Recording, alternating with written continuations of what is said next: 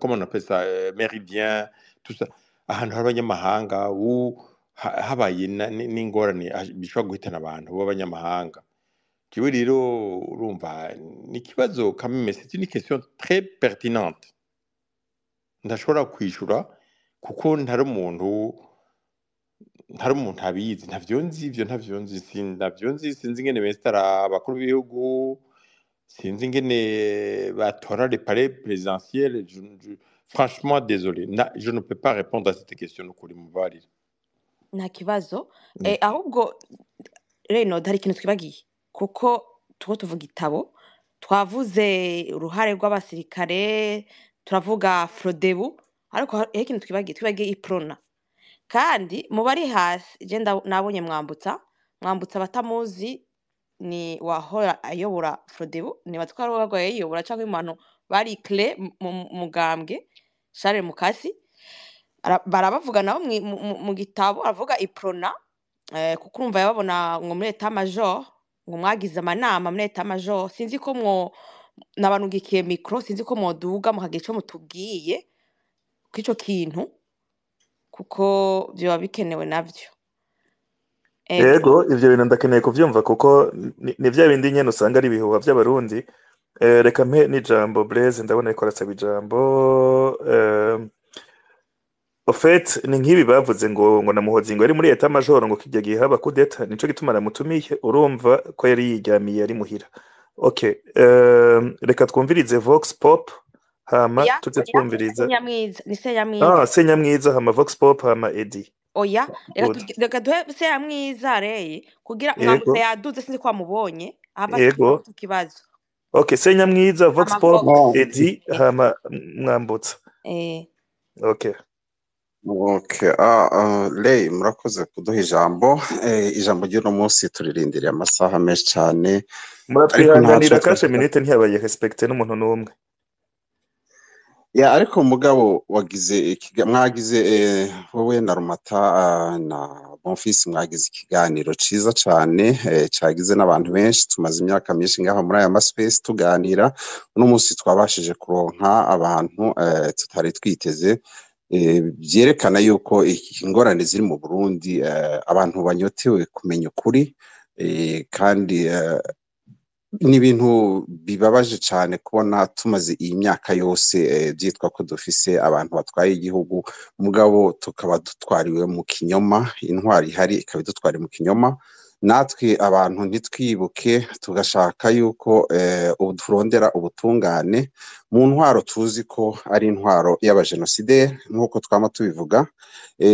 Ibi benshi abashigikiza intwaro za CNDD sinzi nimba ibyo twumvise ngaha ko n'abari bo ariko bavyumvise. Hariho ibibazo byinshi twashaka ko bo bagenda bashikira iyo CNDD, Frodebu, Parpehutu abashigikiye izo movement zose genocide bazi batwarizi igituma Ndadaye abantu bashaka kugira enquête y'urupfu rwa Ndadaye muri kijya gihe hama bakaca bahagarika abantu nk'ababikomago ntibabandanye enquête kandi abarundi dukeneye kumenya kuri none aba bantu nibo batwara igihugu cyangwa hari undi muntu ari ku ruhande tutabona ari wababwira ico gukora kuko ariko twebwe abarundi turakeneye kumenya umuntu yishe umukuru w'igihugu hama bongere batubwire umuntu yoba yarateguye ko Ndadaye aja kuba hajya mu space yandi yatambutse natwara bivuze igituma bamushize hajya kuri rompwe hama tukaba dushaka kumenya n'umuntu yoba yarategetse ko Ndadaye ujya munsi aja kurara ku kirimba kandi bari bavuze yuko hariho icuka kitameze neza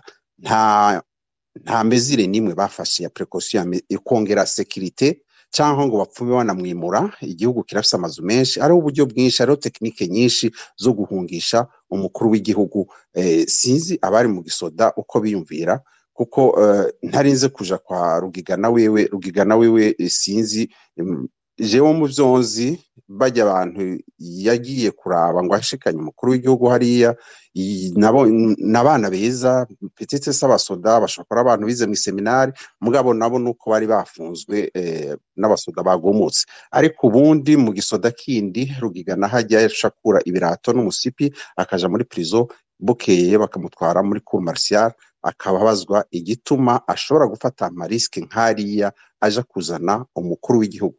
Normalement garde présidentielle iri kuri garde iba ifise briefing y'akazi au cas d'attaque bari butere umukuru w'igihugu, bari butere ikirimba uko bari bwivuna umwansi binaniranye, baba bafise amapoint y'aho abantu bahurira cyangwa strategie za repris arizo colonel yari yavuze. Ivyo byose aya maprotocole eske yoba yarubahirijwe? Kandi umukuru w'igihugu n'imbere kumusohora mu kirimba kugira umutware kuri point A umushire kuri point B, hariho protocole y'ibintu byinshi bitegerezwa kubahirizwa. None nk'umuntu nk'uyu nka Rugarigana bamwita gute general atabasha kwiyumvira? Kwanza yabaye leta nabigenze gute kwa aya mapeti? Erega igisoda kirifise amategeko menshi. Uyu muntu yafashe yahe mariske bambe yabikuye hehe kumva ko ashobora gufata ama responsibility yo gufata umukuru w'igihugu mu gihugu uzi yuko habayeho imigumuko y'abasirikare, ntuzi ambiscade aho ziri mu ma intersection uri bucemwo, kuko ubukeneye ama couverture y'abandi bantu kugira urengane cyangwa usubira inyuma ni ibintu byinshi cyane. None we yibajije ko umukuru w'igihugu baje kumutora nk'uko batwara muri Uba ko arizo twumva, ariko specialité yo afise biratandukanye cyane na déplacement z'umukuru w'igihugu. Ibintu yakoze Rugigana nuno munsi ntari kuba kabaye ariko aravuga nuko turi mu gihugu kitubahiriza amategeko, basoma amategeko bayacuritse bakadutwara baducuritse. No basaba ntihagire umuntu asubira kandi kuja kuswizera yuko guverinoma y'abajenosideri ariyo tuzoja gusaba ko ubutungane, kandi tuzi ivyo yakoze n'abantu yishe muri kiriya gihugu.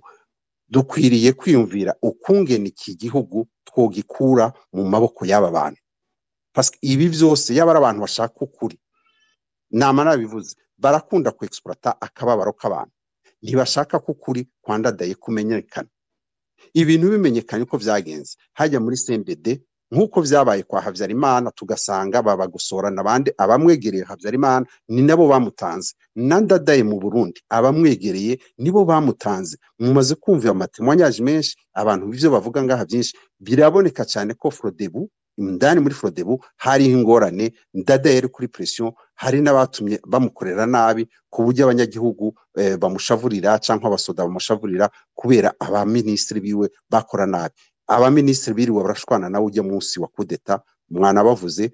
Aba bose barafise uruhari mu bantu bamutanze ndadaye, kuko bo bafashe inzira zo kwirukanka mu ambassade, ntibanamubwiye, baramutanze baramusakrifia. Politike y'u Burundi izobandanye. Uri kuvuga yuko abo bahunze batasinyaye ndadaye à l'époque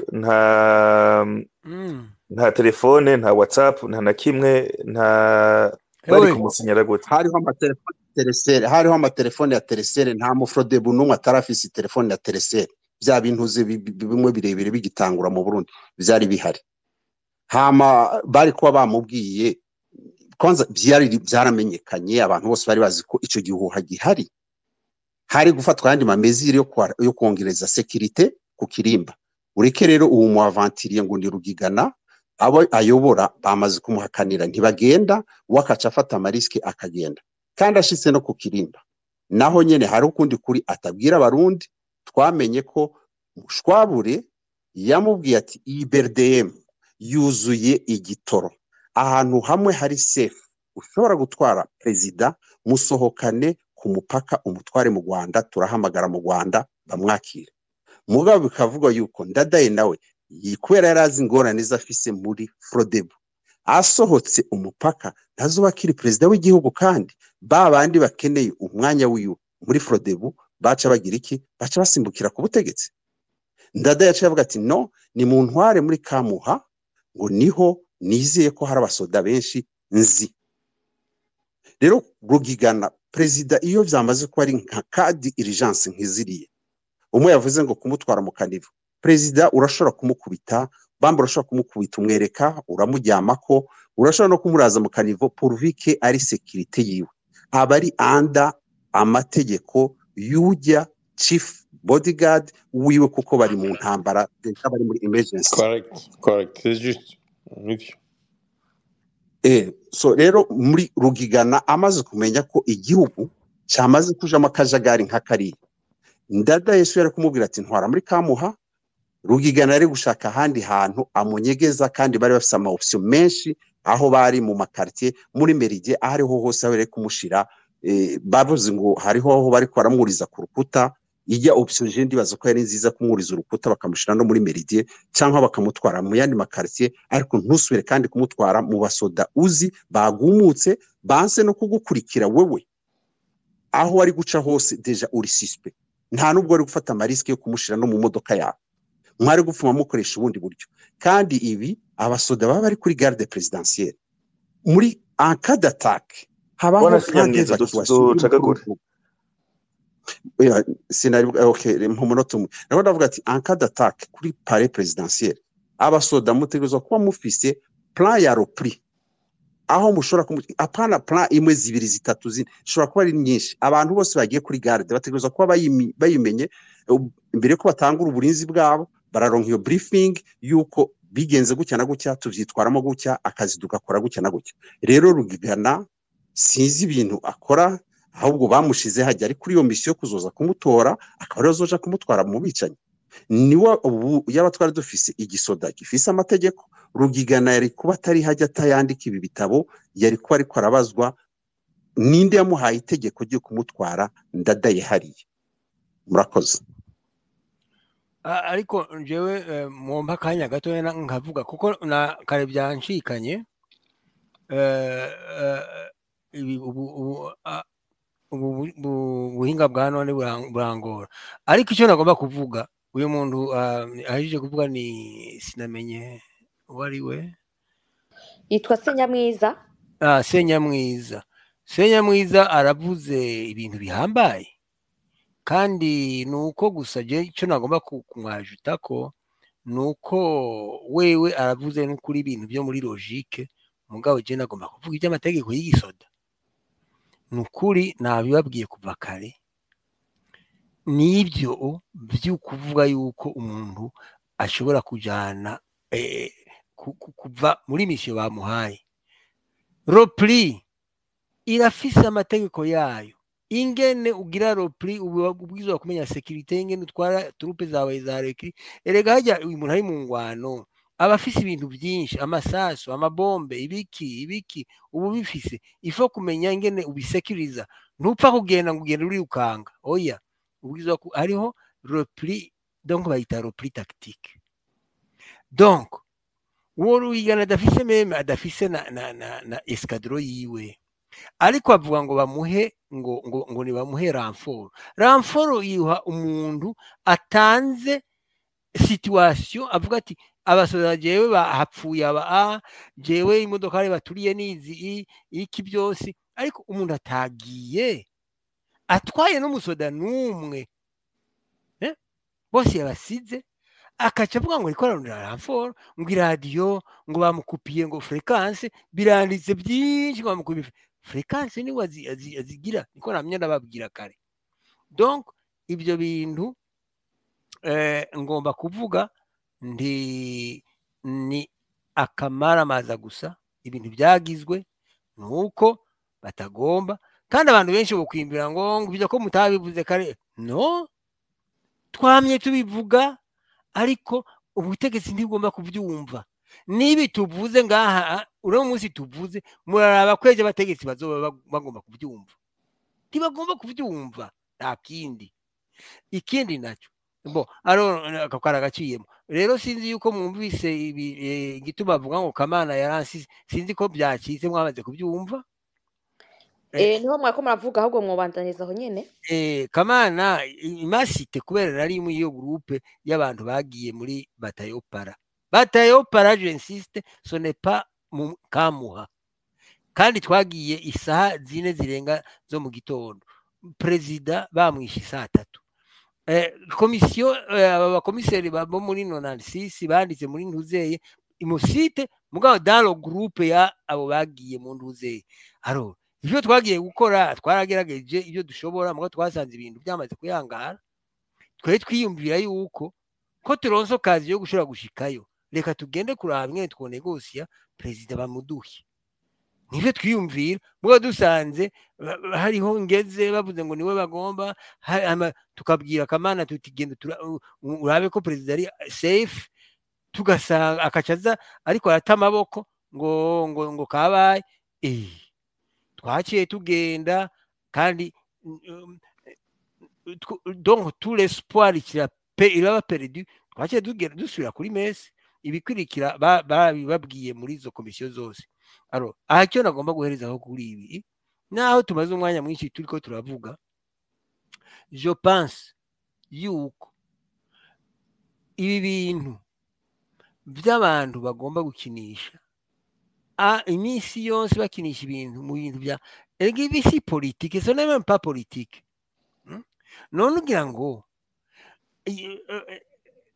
perezida Ndadaye c'est dommage ingene yabuze ikintu kimudefanda uyo ndoze rugigana avuga ngo yarambonye muri Kamuha ngo ngibi iyo nkaba naragiye muri Kamuha mwabantu ndababwire je narabaye komanda nakuriye muri iyo arme yitwa Blende iyo nkaba naragiye kandi aba basaba muri Blende bari banzi kuva ndi chef de proto gushika mbe komanda de bataille iyo nkaba narashitse hari narabaha ordre tukamenya ingene dusova no president biya byo kugenda kuvuga byo kumucira kwa mate pije n'ibyo je sinzi n'ingene bacira kwa bata abantu twemu ibyo n'ibyo twakuriyemo twe abantu bacira kwa mate abantu twe iwacu nigeze mbona ibyo ni bya Rugigana sinzi ko iwabo bacira kwa mate je iwacu ibyo ntibibaho umugani wa Edi genda umukirisu twakuriye mu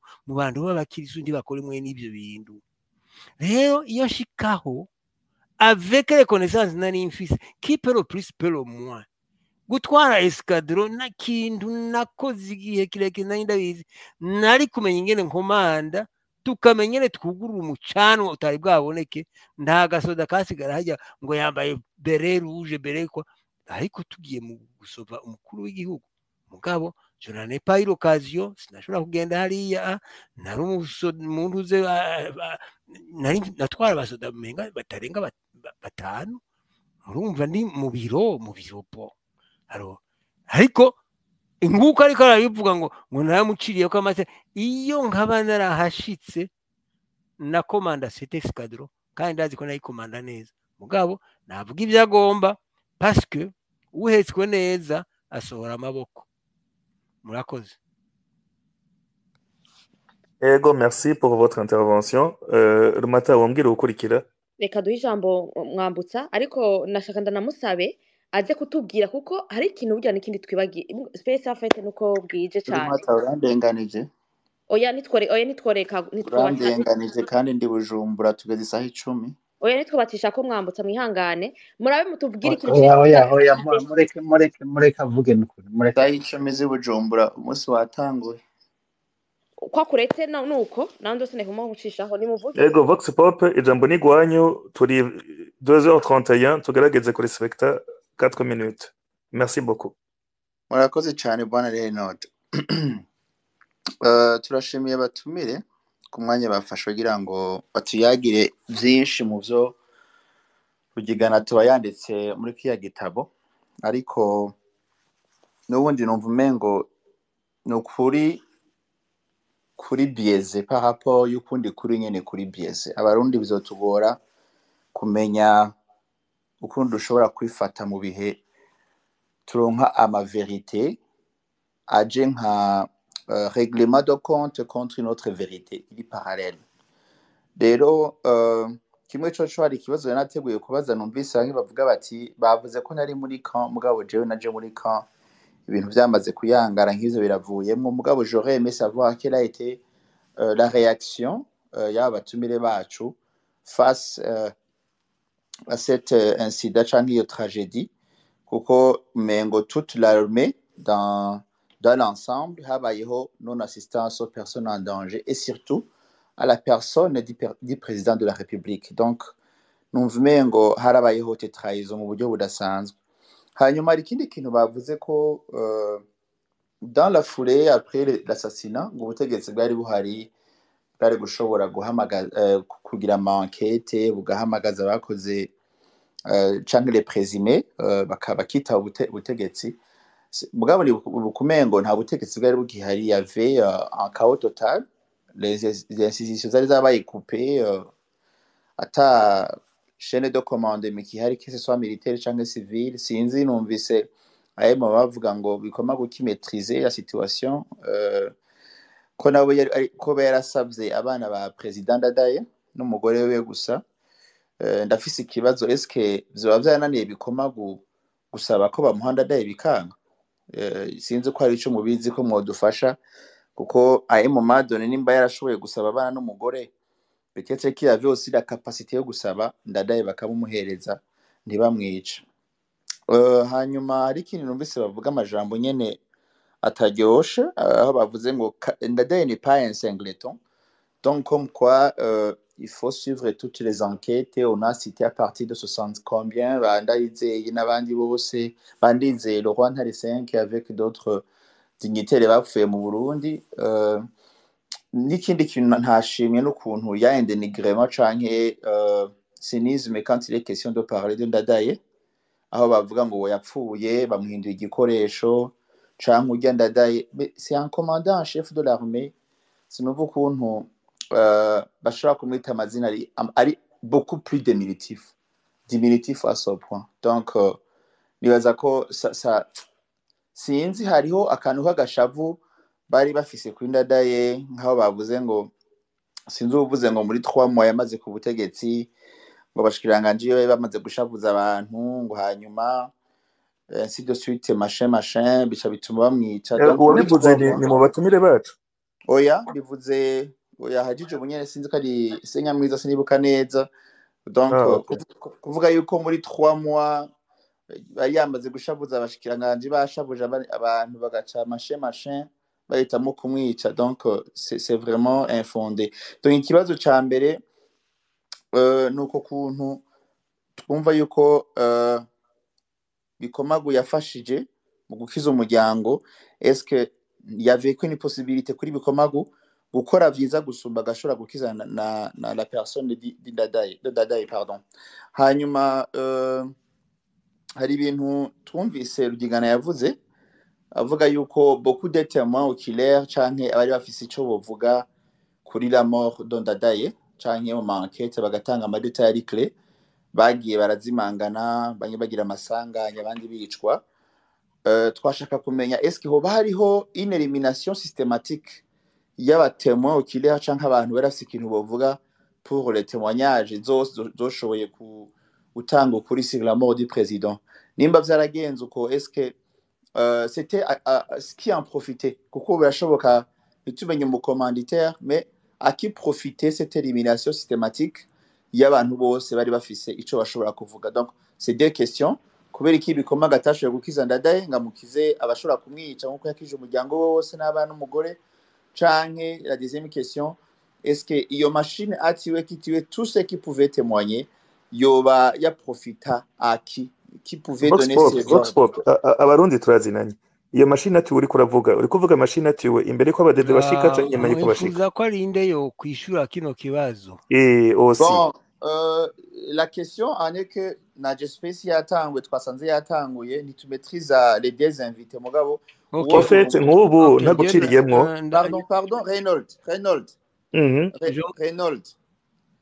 je suis une victime de la guerre sindi umudedejeo ntumbaze by'abadede ko barakora sinakwise umudede ndiko ndakubwira reka gushaburira kuri ntuze ndiko mvuga nti reka kwishurana nta mwanya uriho ntitwo kwishurana ngaha kunduze okay reka yewe ndakubwira ikintu kimwe kandi wewe wabaje ibibazo numva ko je ntahura uravuga uti harabaye trahizo uti umukuru w'igihugu iyo trahizo isobanurwa gute rero icari kuba cabaye hari kuba habaye enquête z'aba specialiste z'abantu batari sociusona ubu natuba turiko turavuga mwene ibi ntuze Rugigana ntaba ariko arandika ibi bintu biteye isoni yaba ico gihe harabaye enquête murabyumva none rero icyo nicyo nokubwira yuko abategetsi different abategetsi benshi ntibagomba yuko ukuri kumenyekana nico gituma abantu bateba bakabadekuraje, urabahunga, urabagirande, uragirane. Hanyuma wewe urashobora kwibaza gamushinga ntahe sinko izina ry'iwawe sinarimenye ariko ndaza handitse ko Vox Populi Vox Day. Okay, Vox, okay. None urashobora kwibwira Vox yuko umuntu yaduka kandi ariwe muntu la personne principale mu kugira ngo afate intuze gahunda yo gukura umukuru w'igihugu mu kirimba ciwe aho yabwiza kumudefanda asampurusa akamujana kandi aranavyiyandikira akamujana verse bureau. None wewe iyo si trahizo ya mbere ugomba yuko tuvuga ibindi atiyandikiye. Wewe yiyandikiye ati jewe iya 2 mois naratwaye umukuru w'igihugu ati malgré moi genda kuri page 70 umenga ni 73 ati naramutwaye malgré moi ati hanyuma ndamushira eburo. Ibyo none ugomba tuvuga ukundi iyo ni trahizo. Harabaye amatrahizo menshi cyo gihe bikomago nabikubwiye nuko ngira ngo uje utevye bikomago n'était pas à sa place. La place du chef d'état-major général, ce n'est pas hariya muri Kamuha, muri Kaje, no se kai. La place du chef d'état-major nukugira ngo erega naho habaye ngahi Bujumbura akabari hariho rebellion n'ibiki byose. Hari ikindi gihugu gisigaye. Iyaba yari mu biro vyiwe ariko arakontrola ibintu byose. Kumbure nari yamantuze y'amadega yabaye mu ntuzeye mu bica abatutsi inemporutuba bica babatema ngo nuko ngo hapfuye abantu babatema ngo president yapfuye batanamuzi, abana bakabaturira bavuye mu ishuri ngo president yapfu. Biya byose kumure ntibyari kuba mugabo ibyo nayivuze kandi yashima umugani wantuze ni wakunda kuvuga ngo arashima nukuvuga bikomago n'était pas à sa place. Igituma atari à sa place yagerageje uburyo bwose kubera kumbure yabonye abashefu biwe bose bamaze kugenda. Nabikubwiye son chef d'état-major général bambere chef d'état-major général de la gendarmerie yari yagiye kera ntawuzi yari yamaze amahinga bilataho umubona. Le ministre de la défense yari disparu nta numwe yarazi ariko urumva. Donc bikomagu certainement yuko yabonye ko ibintu byose bimuwi igikomeye cyane cyane.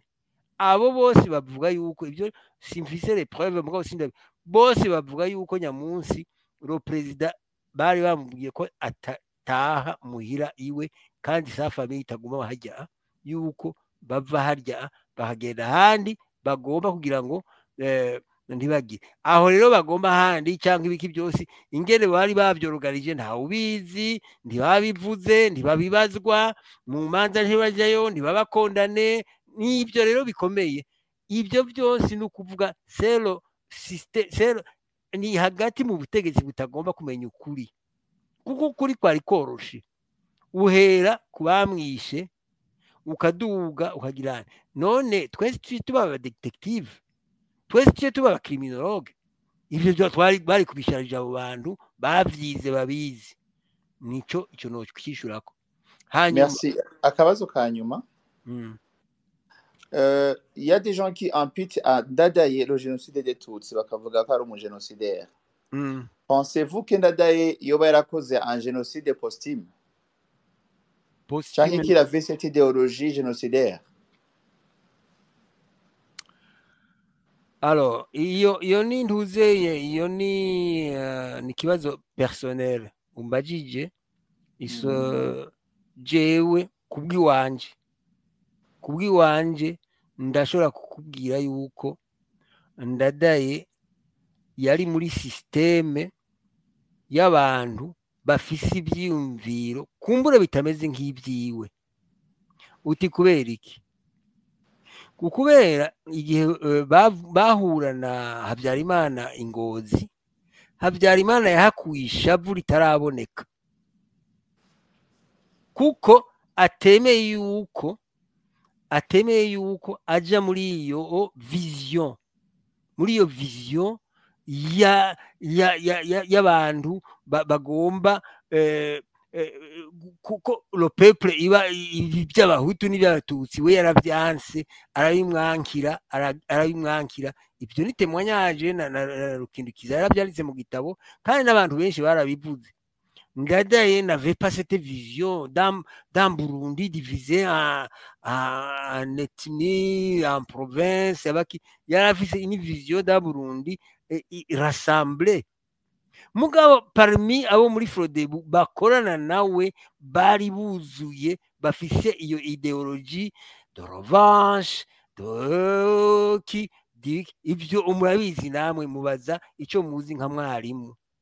Je suis sûr yuko abo bantu bariho mu ntuzeye navyo bya kampanye yabaye bijya bya susurutsa ibintu byabaye byose Ndadaye siwe yari imbere.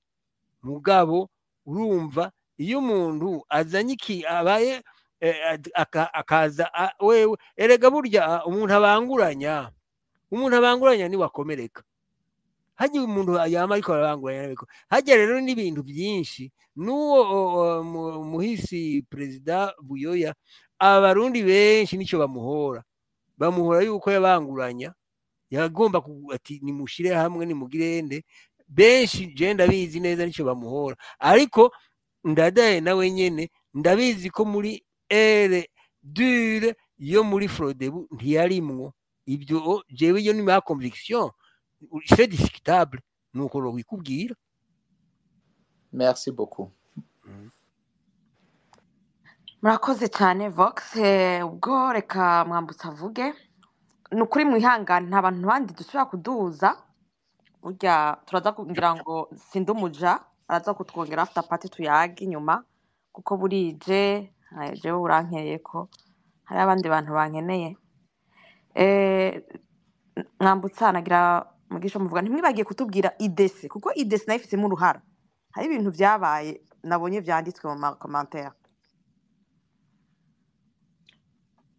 Ego mugabo banze unyuhagire uko wavuze yuko jewe natwaye narongoye Frodebu icyo gikaba icambere hariho icya kabiri nuko ngaha mwese muri ko mubaza ibibazo na ministère public tabajije na procureur general tabajije hanyuma mukavuga muti izi ntwaro zose ni kuki badashaka kumenya ukuri kubera ukuri ni kujya bavuga mu by'ukuri ku bwa Frodebu ku bwa CNDD etc birakwiye inyishu zirakwiye harabayeho nyabwoko sivyo n'ivyo barondera hakaba na destruction y'igisirikare un obstacle majeur contre le génocide kuko jewe mu mbabare ndaba mes opinion ndaba la constance des faits hariho rero de constante nizo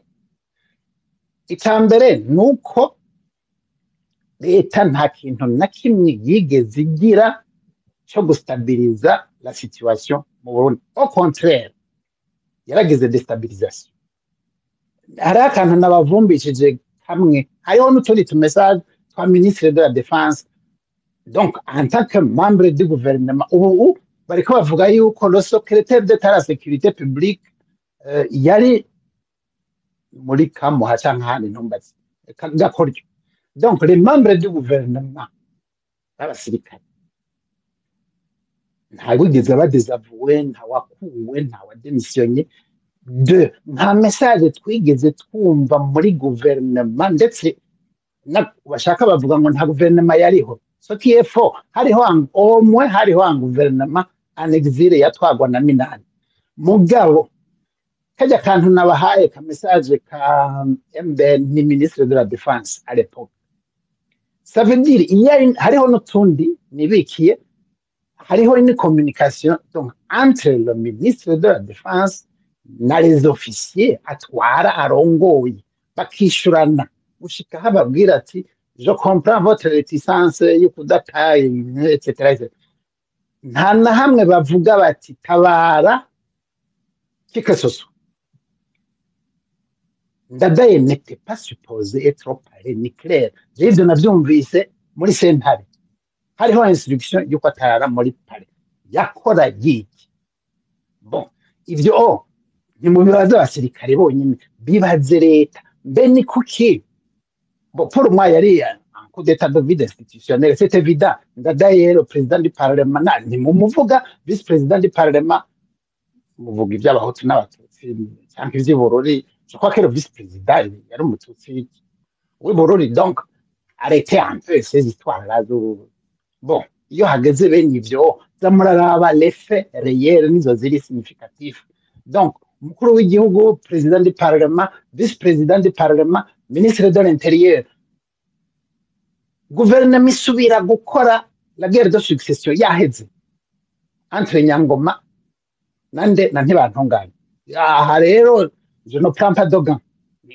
Baragira inama na recommandement hariya muri club de vacances, abasirikare twagira Mungu ni babivuga ati accordez-nous une deuxième chance. Ntibantunganya ati accordez-moi la sécurité, je vous accorde la paix. Donc il est détenteur de la non-paix. Ivyo byose ce sont des faits. Mes opinions tuzireke. Donc hariho rero constante ya mbere nuko Frodebu avant le pouvoir comme après le pouvoir ntiyigeze yemera igisirikare. Mwumviriza ama intervention ya Jean-Marie Ngendahayo, nta gisirikare dufise, donc ntidushobora gutwara. Mbega ico kintu kikubuza gutwara hari inarme nationale ni giki? Abo basirikare wiyumvira ko bazokubuza iki wateguye? Ico ni cyambere. C'est une question pertinente, mugabo inyinshi iraboneka gushika uyu munsi.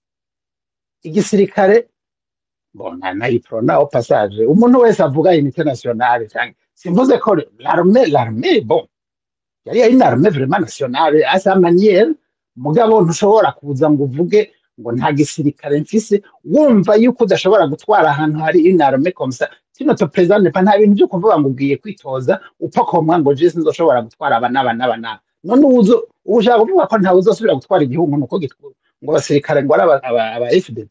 Bon, iyi kaba ingingo hari iyo rero ni constante yuko l'armée doit être neutralisée d'abord et puis détruite. Les messages du ministre de la Défense vont dans ce sens.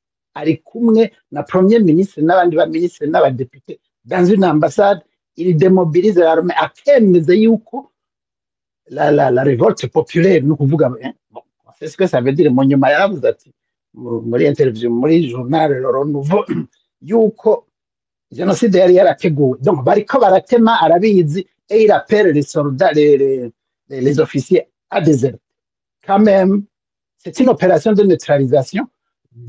On neutralise le gouvernement. Amafax yazarungikirwa gouvernement aca muri ambassade du Rwanda mu Burundi yari adressé à Nyangoma Léonard. Ça veut dire niwe yarepresenta gouvernement. Bon, bavuga bati ntihagire ikintu na kimwe mukora muparticipamwo cyo gustabiliza igihugu. Imigambwe yaratumwe ko muri état major le Frodebu ne s'est pas présenté, les forces de changement démocratique ntizagiye. Je peux comprendre, mugabo hageze kwandika communiqué yo kwiyamiriza les putschistes no kwapera à la paix, kubera iki iyo migambwe yanse gusinya hamwe n'iyindi migambwe? Bariko bakora iki? Bariko barareka gutema abantu abatutsi mu gihugu. Donc l'État, le gouvernement, kuko l'armée c'est un service du gouvernement, naho Frodebu gushika n'uyu munsi namwese mwagiye dans la logique, dans le piège ya gouvernement Frodebu, mwemeye yuko igisirikare ico kiri c'est comme muriko mugitreta comme si c'est un organe à part, ntimuriko muraraba l'interaction entre le gouvernement et les services publics yari jejwe. Iryo rikaba ijambo rero.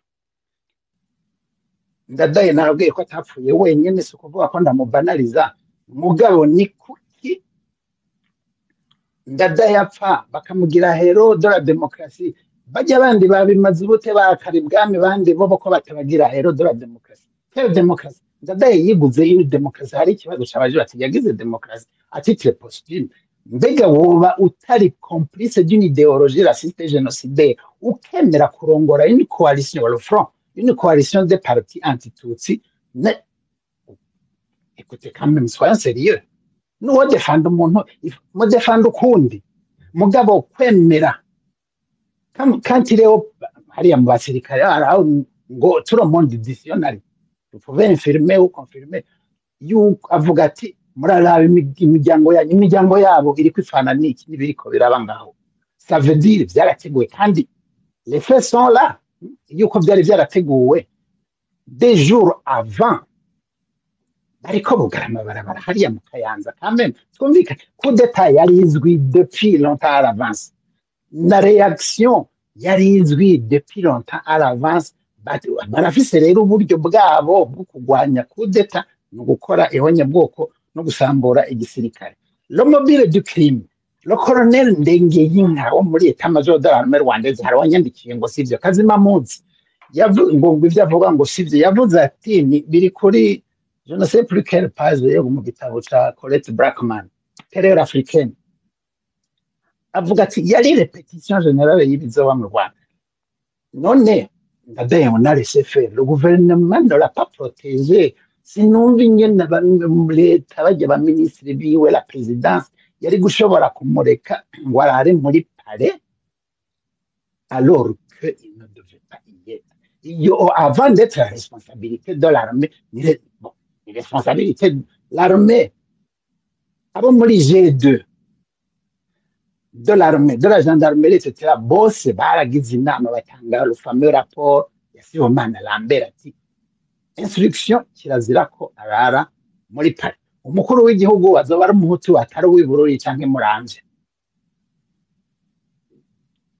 ok il y a pas de débat là-dessus donc umukuru w'igihugu ari umuhutu w'ahandi atari uw'ibururi canke muramvya warahari ça veut dire azoba yapfuye igisirikare aho ntikiba kikuburiye les services officiels de l'armée zirakuburiye ati uzopfa bazogusubiriza uyu n'uyu nturare muri Paris répétition générale Ndadaye yarapfuye bamuburiye akanka etc répétition générale Habyarimana mugabo Cyprien Ntaryamira nawe akagenda bakamuburira ati ntugende canke niwagaruka ntuhirahire ngo uce mu Rwanda akanka ivyo bintu ni biki pour que le génocide iba des deux côtés de la Kenya pourquoi l'armée nababwiye igituma l'armée kuko dès le départ ils se concentrent sur l'armée kuyidémobiliza n'abanyagihugu ntimuvuga abasirikare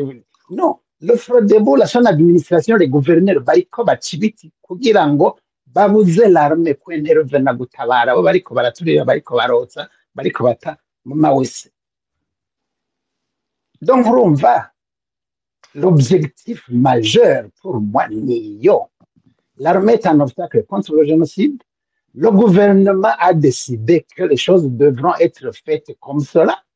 C'est pour ça qu'on va regarder mon conseil des ministres, c'est évident que la constante au niveau du comportement du gouvernement. D'ailleurs, il y a le chef du gouvernement à l'époque. Il n'a même pas elle ne s'est même pas inclinée au niveau des victimes. Je peux me tromper. Donc, pour moi, Nivio, vous passez votre temps kurondera ibindi bintu l'évidence est sous les yeux l'armée doit être neutralisée et l'armée doit être détruite c'est une consigne gouvernementale deuxièmement le génocide d'abord c'est un prétexte pour que le génocide ait lieu kujya kwa Habyarimana kujya kwa Ntaryamira uyu qui a préfacé le livre de Rugigana bumvise ko indege yakorotse Kigali irimo les deux présidents afata bikomagona ntibantunganya akabajyana muri studio ya RTN bativuga ko atagakakaza yego donc nico gituma le prétexte yo kuvuga ngo kala gashavu spontané ça n'existe pas il suffit que quelqu'un leur dise ati ntimuvuge ntagira agakakaza baca baguma bategere niyo gouvernement niyo responsabilité ya gouvernement iyo gouvernement itabigize le gouvernement est fautif uhereye ku baministre ugahera ku bandi bose aba gouverneur niki hanyuma n'abasirikare ukabashikira l'armée est en service du gouvernement nta kamaro wo gupasa le temps à dire l'armée n'a pas fait ceci c'est le gouvernement qui ne l'a pas fait ni iryo jambo nashaka gushikiriza gira amahoro ntushobora gusaba ijambo egome jewe nagomba kubwira Mwambutsa yuko vraiment ibintu avuze c'est pertinent, c'est vraiment pertinent, ariko uno munsi twari ko turavuga kuri iki gitabo, ça dépasse iki gitabo mugabo byose ni ukuvuga birimwo mu byo byantura la mort du président Feu Mekiyo Ndadaye et de innombrables victimes innocentes bobo batari bazi n'ibyo byo kwa Ndadaye. Ni ukuri birarevolta abantu mugabo daro kade y'iki gitabo twari twagize cyari kugira ngo kuko urabona cyanditse ngo verite ou version, ni ukuvuga twari ko tuvuga ibi byo kwa Rugigana qui s'improvise avec Kaburahe bakimprovisa avec les vérités kugira ngo basubire bavyoroge abarundi abarundi ntibanezerewe abantu ngira ngo nabo nyene biyumvira yuko ibi bintu narababwiye ejo bundi nshitse i Buruseli ndabwira nti murabona iyo mvuye nje kugira ngo nshobore kubwira abantu akababaro dufise yuko mukinisha ubuzima bw'abantu. Et d'ailleurs hari umuntu yambajije ikibazo ati mbega ntiwokwitwara cyangwa mbega buzokwitwara, nagomba guterereza kugira ndorere umwavoka, ahubwo mwebwe mwese munyumva muzonterere jewe nzorondera umwavoka kuri diffamation mugabo par rapport y'ibintu aba bantu bagira bitwaza izina rya umuhisi perezida wacu twese. Sindavyemera bakwiye kubireka. Bakeneye gupfunga umuntu ntibapfe gupfunga umuntu ngo bace bamushira kuri liste ngo Rugigana yamuvuze ngo ibiki byose ntibamuvu. D'ailleurs Rugigana none ko Rugigana aje kunsita naramaze gukatigwa agomba banjira uruhe rundi ko atarundi rubanza rurenga mu Burundi ugwa perpetuité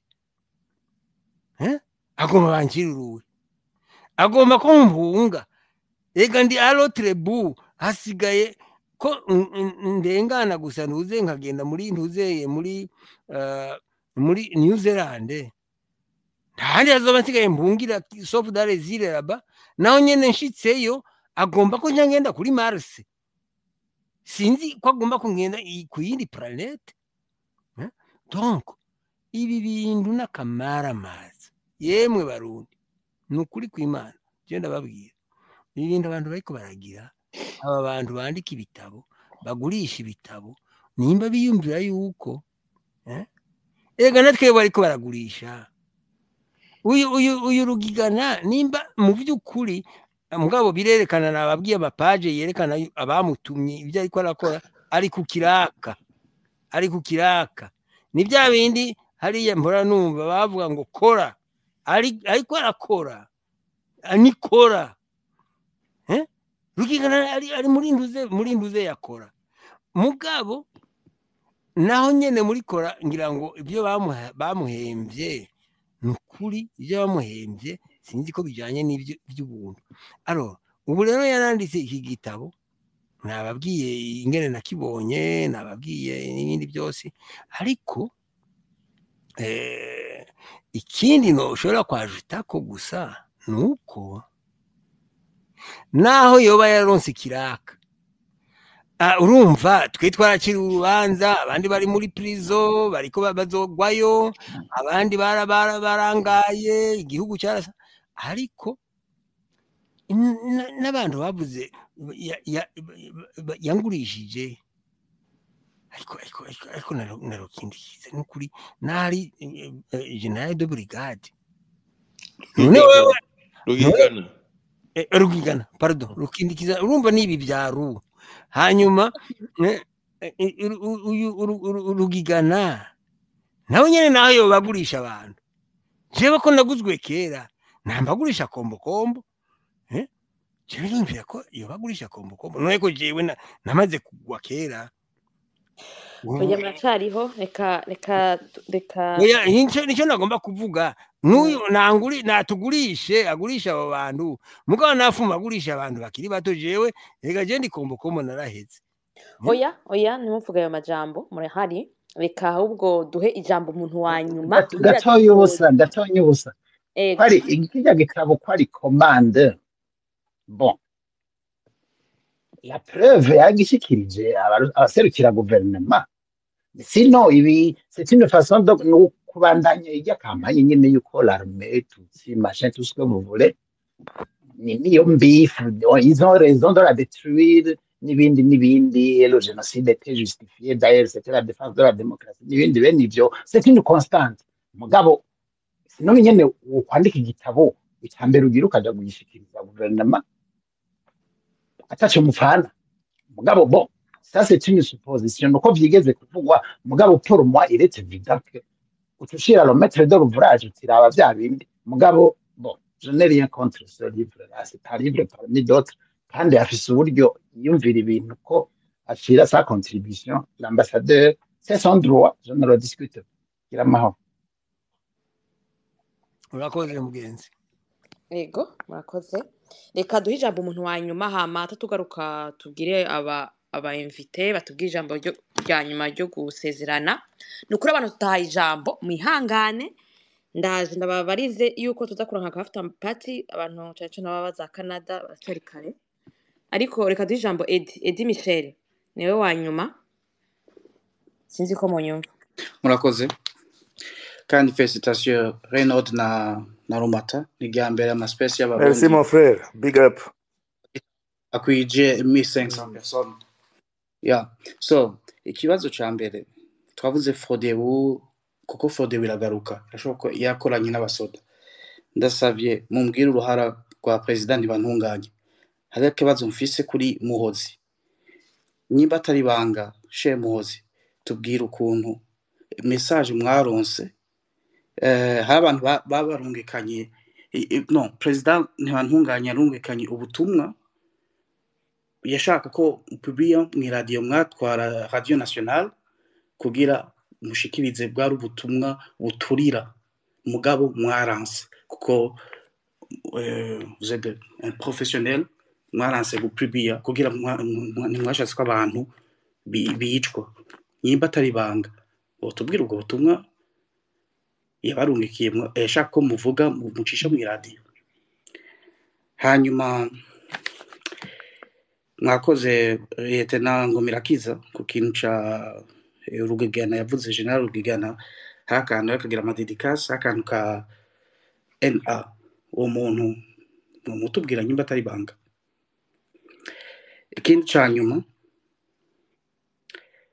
pale biravugwa yuko Buyoya yanse kuva hari ikiriri kubera abasoda bari bamubwiye yuko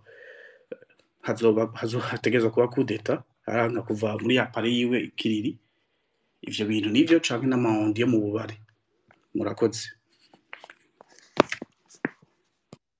vraiment dushimire Edi Michel ego kubona ya respecte umwanya yibera mu Budagi ndabasavye mwese muba mu ma diaspora mumere nk'abadagi nuko tubandanye bo je numvise ico kintu ca NA uyo muntu avuze nararomarse nyine ko muri dedicase abantu bose barara bavuga neza barakavuga abana biwe mukenyezi abantu bo muri famille nibiki mugabo arashika ahantu vraiment aravuga umuntu yitwa NA kandi mbona ko ari umuntu w'umugenzi wiwe ndumva ko kuri jewe kubera igitabo naragisomye neza ndagisoma nyene vraiment profondeur kugira ngo ntahure byose ico kintu numva kirambangamiye numva yuko abantu bose basomye igitabo kuko mu bisanzwe abarundi turi abantu tuzinanye nk'ubu wosanga nk'umuntu avuga ati okay yoba yagombye kuvuga naka yoba yagombye kuvuga naka kuko jewe ni kubwanje mbona ko yanse kumuvuga kuko hamwe yo muvuga on peut aussi comprendre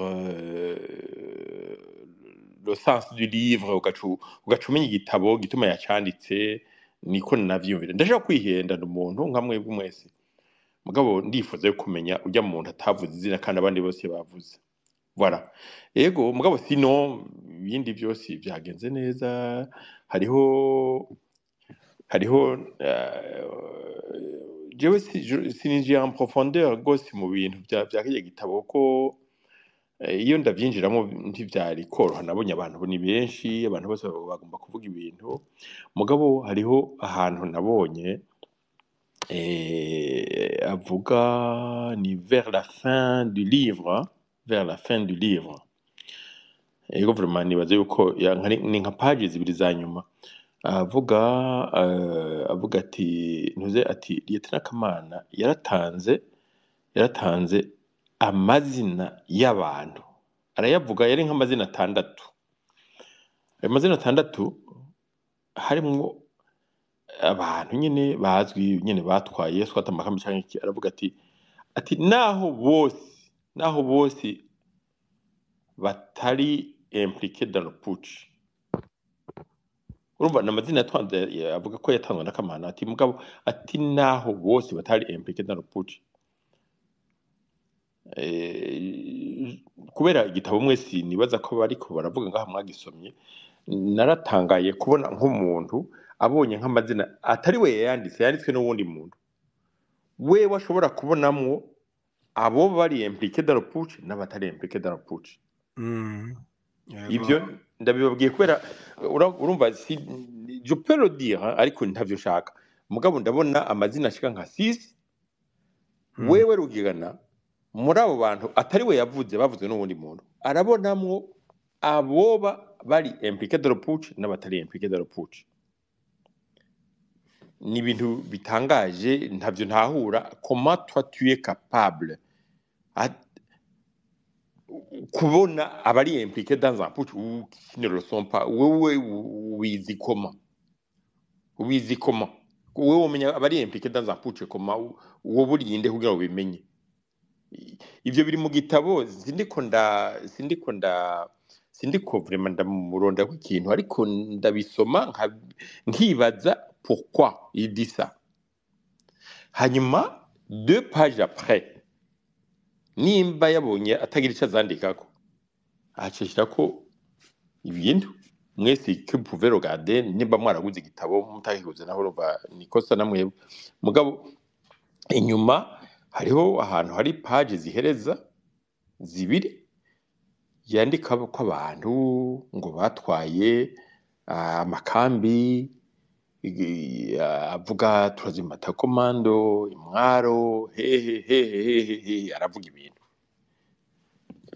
jiwe nukuri sindababesha hariho problem hariho ingorane yego kuko naho nuno munsi si tu veux aujourd'hui nous sommes le 15 oh ya non on est plus le 15 on est le 16 déjà kuko nibagiye ko bwije naho yoraba ntacahindutse none yibaza yuko hamwe yoza arakura hajya amazina uno munsi agashiraho ayandi mashasha akaraba ugira ngo twateye intambwe ika tugira amahoro oya nanje reka najute ko akantu k'icyo gitabo sur le plan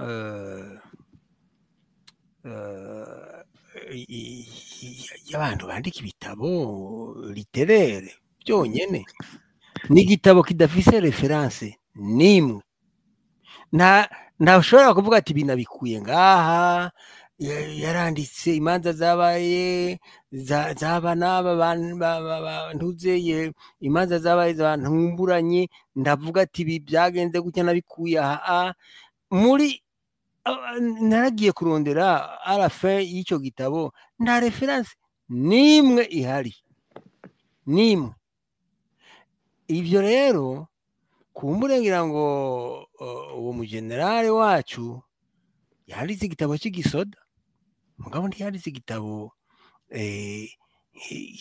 cyemewe mu mategeko y'ukwandika. Ariko igitangaje none uwo muntu w'umweditere wiwe yarihe asohora igitabo ntigifise referanse, ntigifise ibintu bikwiye byerekana ko ari igitabo. Ikindi cya kabiri, ibinyoma flagrant birimo muri icyo gitabo n'ubugesera. Reka simvuga iby'iwanje kuko iby'iwanje muca muvuga muti uyu mu Colonel à la retraite Alfred Nkurunziza ariko arabesha, kumbure mugira muti ndiko ndamubeshe. Reka mvuge intuzeye amafaranga yarashize ahantu yandikamwo, kuko icyo kibazo cyabajijwe en public i Bruxelles. Umuntu ngo agira doktora w'umudamu aramubaza ati koma ushobora gushyiramo sojour du 25 Desambre mwatumiwe na famiye zo mu muryango kwa Sylvie Kinigi, kandi ngo yaguteye iteka bwari ubwa mbere uje mu reception. Hanyuma ngo hacahaza abo mu muryango, amazina urayasita, ngo hacahaza ngo n'abantu batatu ngo bamye ari bagendana, ngo umwe ngo yitwa ngo Christine, uyundi ngo yitwa ngo nyene Sylvie Premier Ministre, uyundi wa gatatu ngo yari Sophie Buyoya, ngo bari batatu. Ibyo siniko ndavuga ibyo mvuga jewe, ni byabajijwe muri sale. Baramubaza bati, uwo muntu w'umudoktora aramubaza ati jewe naratohoje Madame Christine, Madame wo kwa Mbonyingingo siho yari muri Italy n'abana biwe. Mon Dieu, uwo muntu nukuri abantu bamuvuze, ahubwo abantu biwe bamurabishe bamuvuze. Ivyo navuze ndi ego jewe data wanje agomba kunyijisha, jewe nari noro. Ariko umuntu arashobora kubesha ibintu bya abantu bagiye muri ntuze muri reception, akavuga yuko 25 Desambre 93 babatumiye ari kumwe n'uwo muntu nyamuntu nawe ari muri Italy. Reka ndababwira ikindi kintu nombrena au début y'icyo gitabo ciwe aravuga blague, mwese muzoyisoma basoma icyo gitabo. Aravuga blague y'umupsikologe bajyanye atamuzi, yari umukiriya wa Uber. Umukiriya wa Uber, kandi uwo mukiriya wa Uber rero urumva wewe kubera yambaye costume naho ari muri Uber atwara Uber, niko yandika sije nabivuze. Batubwiye baca baraganira, cyaramubaza histoire etc. Asanga uwo muntu ni umuntu uzeye umuntu yaciye mu Burundi etc. Hanyuma abona ariko ararira, byose zirikoroka. Hanyuma cyaramubaza ati ntabwo ati je te blessé, acaravuga ati je m'excuse ati etc. Ati mugabo ati urandika aho kwari ukwentroduire igituma yanditse. C'est faux, mes chers amis, c'est faux. Kubera utumye ko Uber utangura kuvuga izina ryawe, ukavuga aho bagutora, ukavuga naho bakujanye. None igituma urumva ibyo kintu byamushafa, uwo muntu adasubira kumenya izina ryiwe, atamenya niyava atagirane. Uwo muntu yabwizo kuba yatwandikiye ati izina ryiwe hambwiriye, kuko yaca consulta ati uyu muntu ambwiye ibi ninde. Il ment comme il respire so garçon. Nuko ndababwiye ibindi byo kubesha byiwe ni ugiye mu gitabo ukacanaliza ahantu hose ntushobora kurengana page atabesha. Nivyo nagomba kuvuga by'uwo muntu mu generale wacu. Yego kabisa, murakoze. Nuko ariko Muhozi sinzi ko baba bagije ikibazo, sinzi ko mwogisha umuvuze. Ego simvuga byinshi, bon je benshi barakunda kwihenda. Uwangize directeur general wa RTNB ni president Bantunganye, na premier ministre Nduwayo ntabwo ari perezida Buyoya. Ibyashitse ni ibyo mvuze nibyo kuko après Bugendana perezida Ntibantunganya yarajeje muri ambassade y'Abanyamerika aragira un message à la nation par téléphone. Abakorega muri radio qui venait de l'enregistrer barambwira ati ibintu tubigire gute tumviriza. Twumvikana ndabwira abakorege bandi ntimutegura ibintu byanyu naje ngira biri privé kuregeranya utuntu twanyu naje negeranya utwi wanje nije zotwirukana ngo ntidushobora gupasa iyo message kuko irakora ibara. Reka ndabivuge mu make ni ivyo donc message tuyishira muri tiroir, c'est assez surréaliste. Message à la nation du président de la République qu'on a pas diffusé. Mugabo twari dufise icyo tubikuye kuko message nkayo yari amaze gukora ibara. Nivyo Nimushobora kutubwiraho gakeya aka message? Bon, yari message yataka abantu benshi cyane. Yarataka premier ministre Nduwayo, akataka ministre de la défense, akataka chef d'état-major Bikomagu, Simba Nduku, sinibuka ko hari n'uwundi, agahamagarira abantu kubiyamiriza guhaguruka etc. Ça ressemblait furieusement à ce qu'on avait déjà vu et qui avait provoqué déjà des morts. Alors imaginez agize iyo message tukayidiffuza nabo bandi bari gushaka kugira droit yo kuza kumwishura. Donc on s'est retrouvé dans un chaos indescriptible en plus. Et c'était des moments très difficiles où il fallait prendre des décisions assez surréalistes. Mugabo nta kundi, on était un peu endurcis. Nibyo. Murakoze. Reynolds ndagusuje micro nizo twahejeje. Ego ndashimiye abatwumvirije bose abantu bari kumwe natwe mwebwe reko host Rumata na Bonfils na Gilbert atashoboye kwiribera mugabo yarabifitiye ishaka. Ndashimiye Blaise Baconibe yampaye umuco mwinshi d'ailleurs ku bintu bijanye n'igituma Ndadaye n'avait pas encore aménagé muri Palais. Apparemment les travaux ntizari bwabe zo kuba hajya hejuru kuri ujya musozi wavugizo w'Ibujumbura.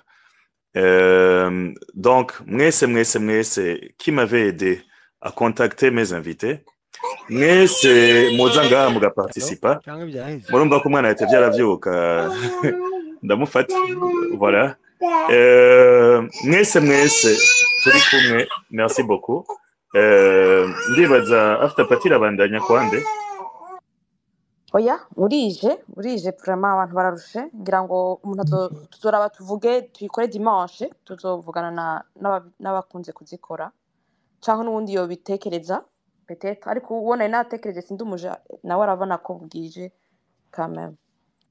OK nimba bwije outre-Atlantique c'est que bwije sawa reka rero twese ariko n'abandi bo bikora Reynolds numva ashaka kuyugura turaza nibaza ko abantu banyotewe kuvuga ko ni benshi bagishaka kuvuga. Ego donc ndabashimiye cyane mwese kukigoro mwagize ko mutwihanganiye nk'abantu nkabangahe babiri ukacukurotira bamenye yuko watoye abanyuma bangahe babiri. Oya sitabizi ngene mukora hiyo mbabarire. Oya ubundi twari kuba twatoye abantu ariko nuko nta benshi bipropoje nibaza ko iyi space yamaze amasaha 7 ni marathon.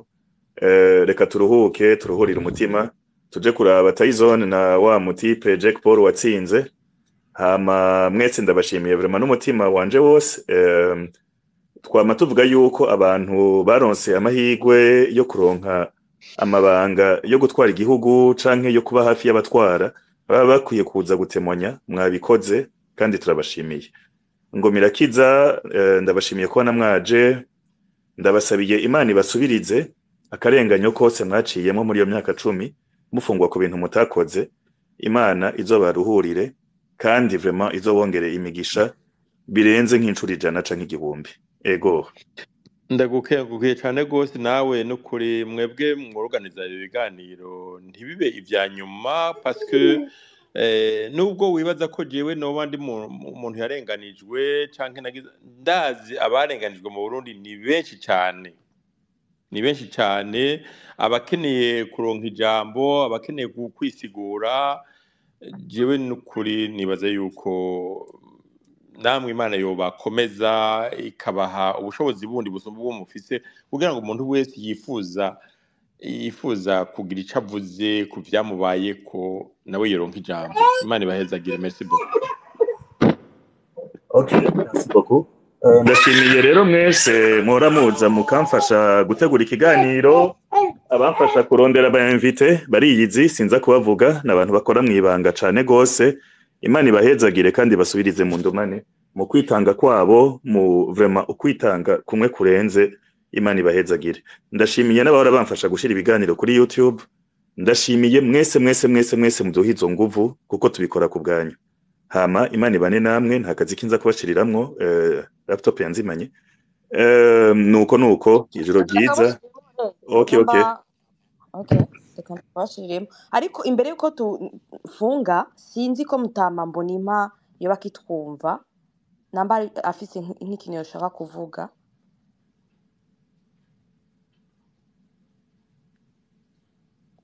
Mutama Mbonimpa mwo kugura micro namba mutwumva. Yaza ko bwije.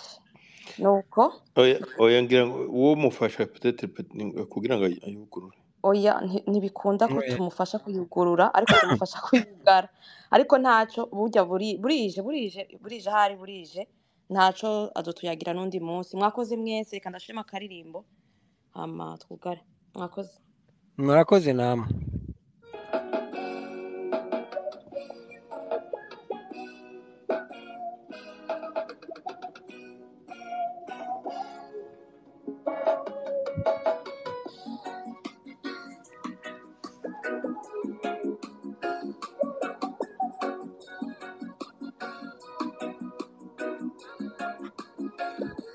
Banura kanjuri nimba mbabwire ikinoneka ku mutima, igihugu cyacu kigeze atembaye mwe mbega gishakigana nagerageje kuririmba amahoro ndarira none ngira nsabe hari ubwo nibaza ko ndiko ndarota iyo mbonye ibiba umunsi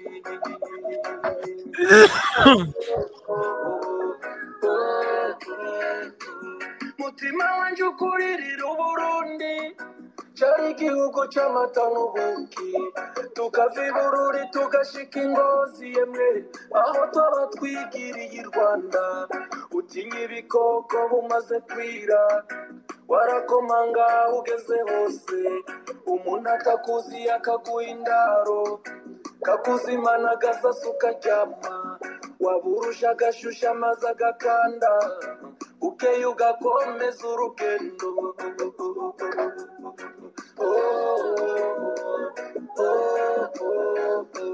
nitukira abantu turi inyamaswa twigaye tumaramare twarahemukiye sogokuru yemwe twaricanye turi bamwe twaracumuye ku mana yo mw'ijuru twarasheshe amaraso twari dukwiye kugirira n'ikigongwe nk'uko Imana yakitugiriye.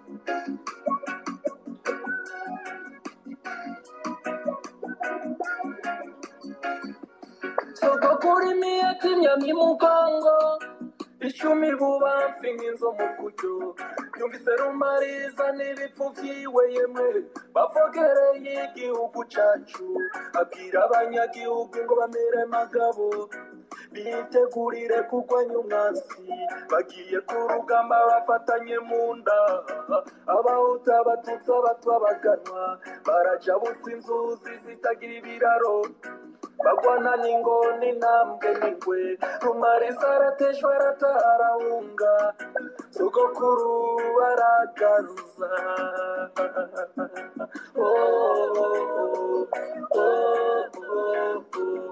ingeka vamanga washike n'igitabo cera mu kiganza ati Imana yo mw'ijuru rera yemwe kiranga yambukwa amabanga adupima amazuru adupima ibirenge dutera ingwara y'amacakubiri uwo mwahora mukuzanya umukenke niwe yahindutse umukeba uwo mwahora musangiye umuhora niwe yaguhonya ko abawe bose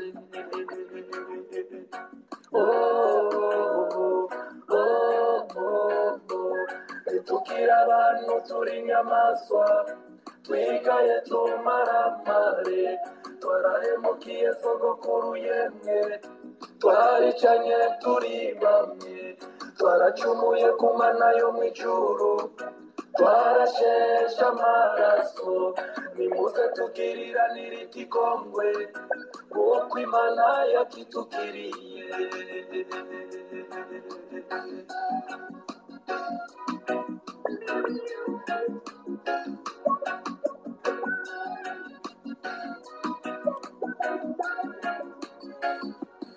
ukuri kwa kera yemwe kwareze ikinyoma carafashe ijambo aho kubona ko twabuze twese yemwe tuguma duterana amajambo umuhutu ati abatutsi baraduboneje umututsi atabahutu baratumaze umutwe ati jewe ivyanje n'ibindi kuko nkumirwa n'amoko yose ab'ingoma z'abami bakitotomba ati iyo twava tweho twarahonye atahari umwamikazi hasigaye ibisaka ahari umuganwa aho hari umuganwa mbega yemwe ivyo vyadaditswe nande ninde azobidaganura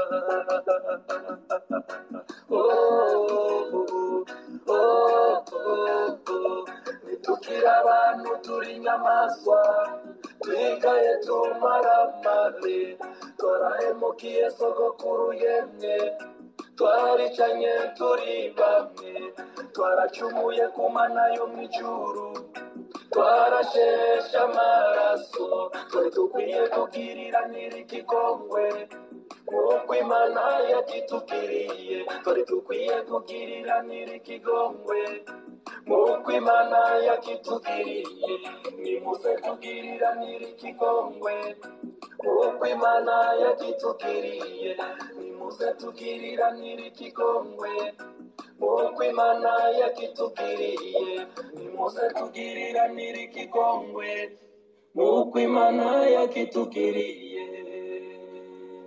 Ego gose nk'uko umuririmbyi yavuze muze tugiriranire ikigongwe nk'uko Imana yakitugiriye. Gusesa amaraso bituma umuntu aba nk'inyamaswa. Nuko ndabasabiye kugumana umutima w'ubuntu muri mwebwe. Ndashimiye gose Bwana Muhozi, Rumata, Bonfils, Edi, Mbonimpa, Colonel Alfred, mwese ngo mirakiza abantu mwese twari kumwe. Nabonye abantu bahambaye Ezrasi muri RFI, hari n'umugenerale yanyandikiye, natangaye cyane gose w'ibujumbura. Ewana, vraiment mwese Imana ibahezagire, nimwe muduha inguvu zo kubandanya mwese mu participa. Nuko Imana ibahezagire, umugoroba mwiza, weekend nziza.